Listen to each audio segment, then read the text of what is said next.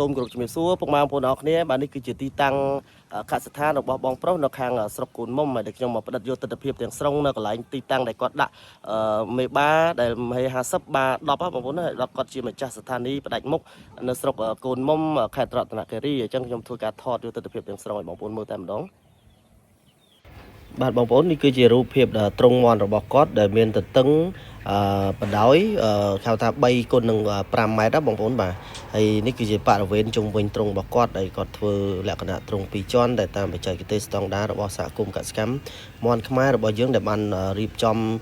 ហៅថាជាងដើម្បីតឡើងជូនបងប្រុសណាហើយនេះគឺជាទីធ្លាពណ៌បងជុំវិញហើយត្រង់នេះបងប្អូនអាចចិញ្ចឹមបានមាន់50ក្បាលដែលយើងអាចដាក់1ការ៉េ5ក្បាលណាបងប្អូនណាបាទហើយយើងគុណជាមួយនឹងគេហៅថា15ការ៉េទៅយើងអាចដាក់មាន់បាន75ក្បាលទាំងបាវាបងប្អូនបាទនេះគឺជាទីធ្លាវាដើរលេងហើយបងប្អូនអាចចង់ធ្វើការចិញ្ចឹមមាន់ដែលធ្វើការចិញ្ចឹមតាមស្តង់ដាររបស់សហគមន៍យើងគឺមាន់ដែលវាពងច្រើនហើយវាមានគេហៅថាការ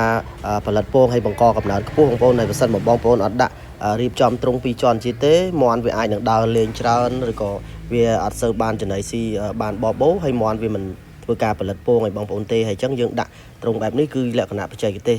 ស្តង់ដារអនាម័យឲ្យបងប្អូនហើយគាត់មានដាក់អង្កាមហើយគាត់ចាក់សាពីក្រោមហើយរៀបអិតពី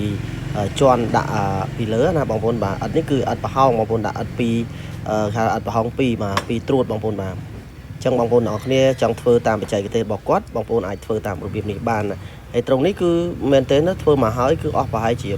$400បាទទាំងថ្លៃជាងទាំងអីបងប្អូនបាទហើយតែសំណាញ់ហើយនឹងអិតអីសាបអីគាត់ចាក់អស់ប្រហែលជា$100ថែមទៀតបាទអញ្ចឹងអស់សរុបទៅប្រហែលជា$500ដាក់មាន់បាន50ក្បាលបាទអរគុណច្រើនបងប្អូនអរគ្នាបាទ